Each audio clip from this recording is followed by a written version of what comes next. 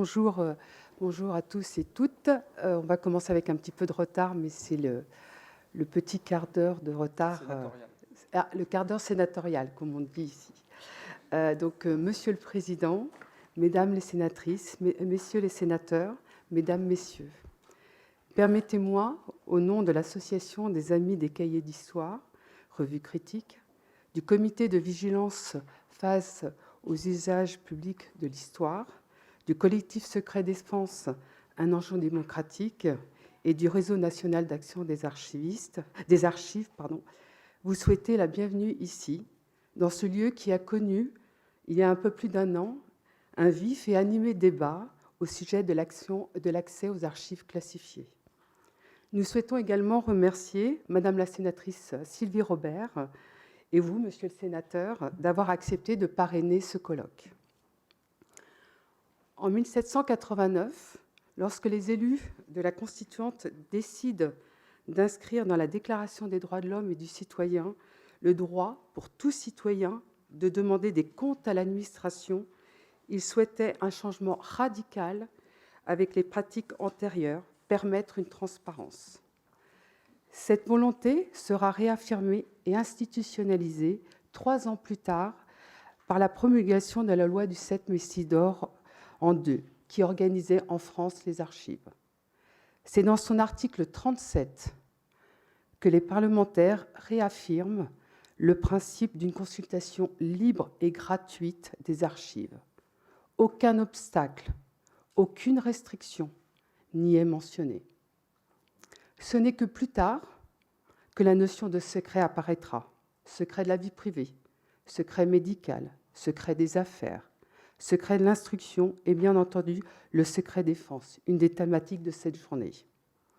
Le secret défense est mentionné pour la première fois avec la loi du 18 avril 1886 qui évoque la protection juridique de certains documents. L'expression même de secret de la défense nationale apparaît dans un décret-loi du 29 juillet 1939 qui met en place des restrictions à l'accès. La notion de personne habilitée et des sanctions en cas de divulgation non autorisée. Et depuis, plusieurs textes vont définir, préciser, hiérarchiser le secret défense.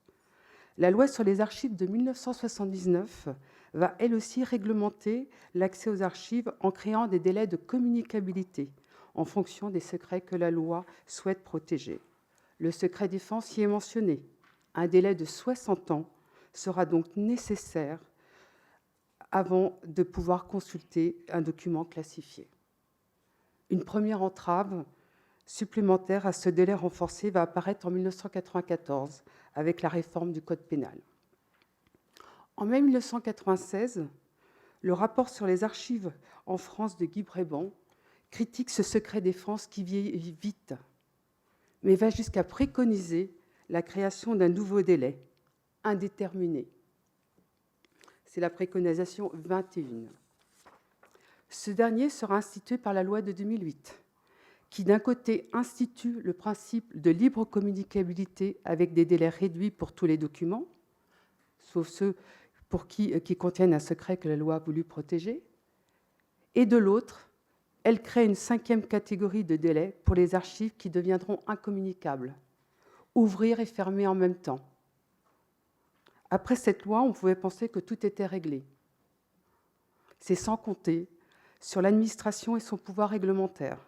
Elle va ajouter un nouvel obstacle à la consultation des archives classifiées, l'obligation d'une déclassification. Cette procédure, contenue dans la version de 2011 de l'IJ 1300, dont chacun et chacune d'entre nous a entendu parler depuis les mobilisations de 2019 et 2021, donc la situation est ubuesque. La loi permet d'accéder aux archives classifiées au-delà d'un délai de 50 ans, mais les procédures mises en place empêchent d'appliquer ce droit. Heureusement que le Conseil d'État, l'année dernière, suite aux 2 recours déposés par le collectif Accès aux archives publiques, a déclaré illégale cette procédure de déclassification. Les mobilisations de citoyens, citoyennes, d'historiens, d'historiennes, de juristes, de parlementaires ont obligé le gouvernement à modifier les textes législatifs et réglementaires pour préciser l'accès à ces archives classifiées.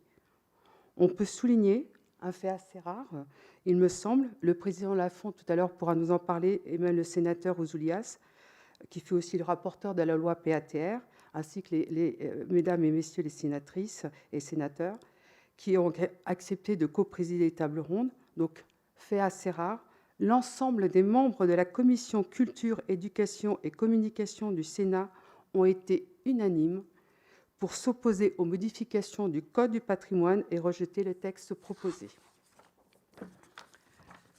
Depuis un an, la nouvelle loi est appliquée. On peut donc dès à présent établir un bilan.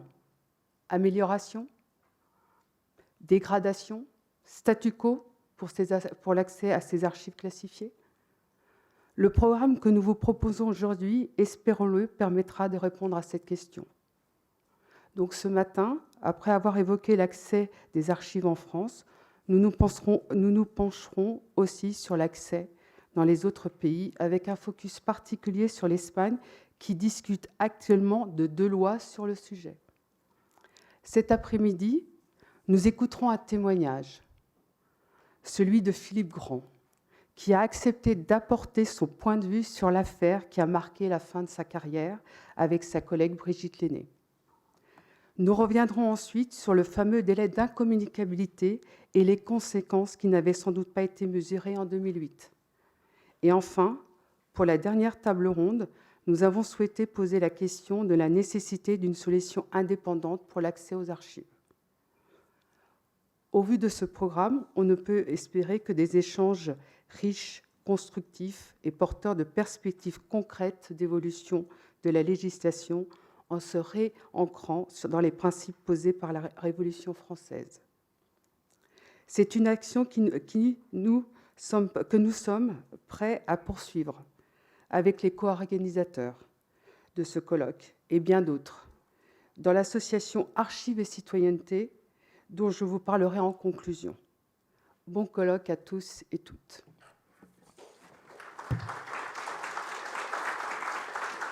Merci beaucoup, Madame Lopez.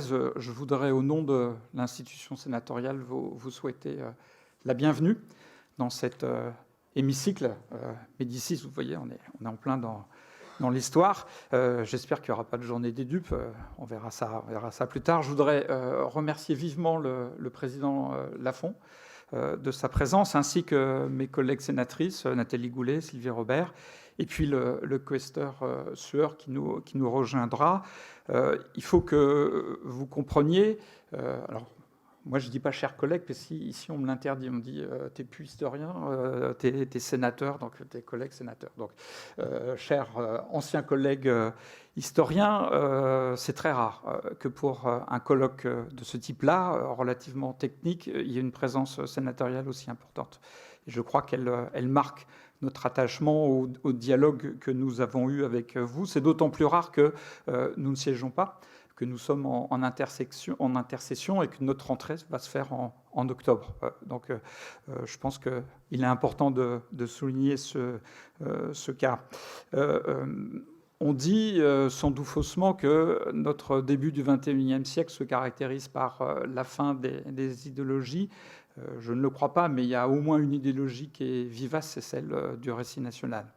Et on sent bien qu'à l'échelle de la planète, il y a des volontés politiques de maîtrise du récit national et du discours historique.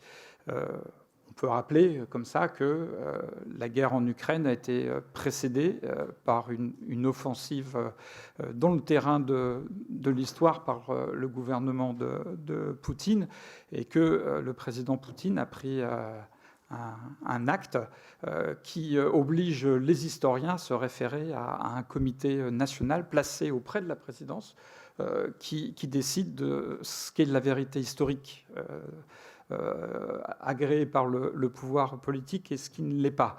Plus près de chez nous, au sein de l'Union européenne, les exemples de la Pologne, de la Hongrie montrent qu'il y a des processus lourds de révision historique qui touche bien évidemment au problème de l'accès aux sources.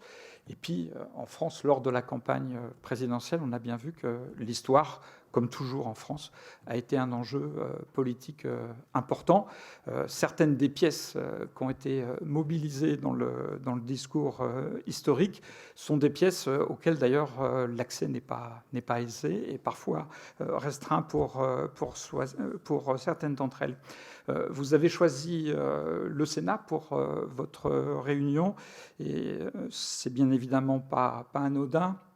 Et je pense qu'ensemble, nous avons à réfléchir à la relation complexe entre l'histoire, les historiens, la pratique historique, le Parlement, la loi, le problème de la loi et de l'histoire. Et c'est un débat très ancien. Moi, j'aimerais juste évoquer quelques prises de parole historiques anciennes, notamment celle du président Chirac en 1995 à propos de la déportation de nos compatriotes français de confession juive et plus généralement des Juifs de France.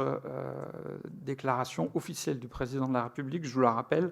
Oui, la folie criminelle de l'occupant a été secondée par des Français, par l'État français. Par ailleurs, le président Chirac voulait une loi portant reconnaissance officielle de ce préjudice.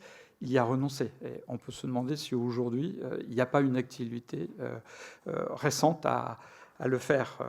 Le même président, Jacques Chirac, en 2005, à propos d'une loi sur la France d'outre-mer, disait, je le cite encore une fois, « L'histoire, c'est la clé de la cohésion d'une nation. Mais il suffit de peu de choses pour que l'histoire devienne un ferment de division, que les passions s'exacerbent, que les blessures du passé se rouvrent. Dans la République, il n'y a pas d'histoire officielle. » C'est toujours Jacques Chirac qui parle. Ce n'est pas à la loi d'écrire l'histoire. L'écriture de l'histoire, c'est l'affaire des historiens. Fin de citation. Dans cette maison, un sénateur qui était aussi membre du Conseil constitutionnel, Robert Badinter, a exprimé en tant que en tant que sénateur des propos lourds sur la relation entre la loi et l'histoire, et notamment à propos de la loi de reconnaissance du génocide arménien, dont il considérait qu'elle était anticonstitutionnelle, parce qu'il estimait que, je le cite, « aucune disposition de la Constitution, et en particulier l'article 34 relatif au domaine de la loi, ne permet au Parlement de qualifier un fait historique. » Et je sais que dans vos rangs, il y a des discussions qui sont encore ouvertes sur la place des lois mémorielles.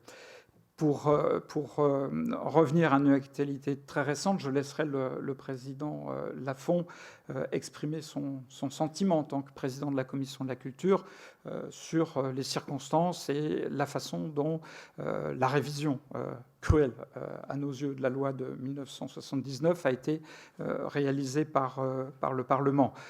C'est un changement majeur et personne ne s'y est trompé. Et l'investissement de la Commission de la culture dans ce dossier montre bien que nous avions compris les enjeux historiques forts. La loi de 79, son principe fondamental, c'est de considérer que l'archive est un patrimoine. Avec la réforme de 2021, on est passé à autre chose. Je voudrais dire ici, et c'est un point de vue très, très personnel, que la loi de 79 a eu des conséquences très importantes sur la pratique historique, qu'elle a permis notamment une nouvelle appréhension de toute la période de l'occupation.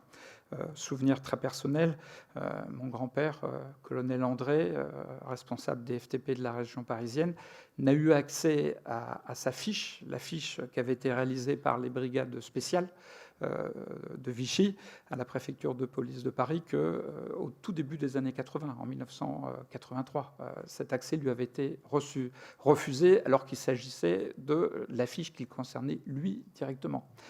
et son analyse des documents recueillis par les brigades spéciales lui ont montré d'ailleurs qu'elle connaissait la totalité de l'organigramme des FTP, ce qui explique ensuite la chute des FTP et MOI et l'arrestation de Manouchian.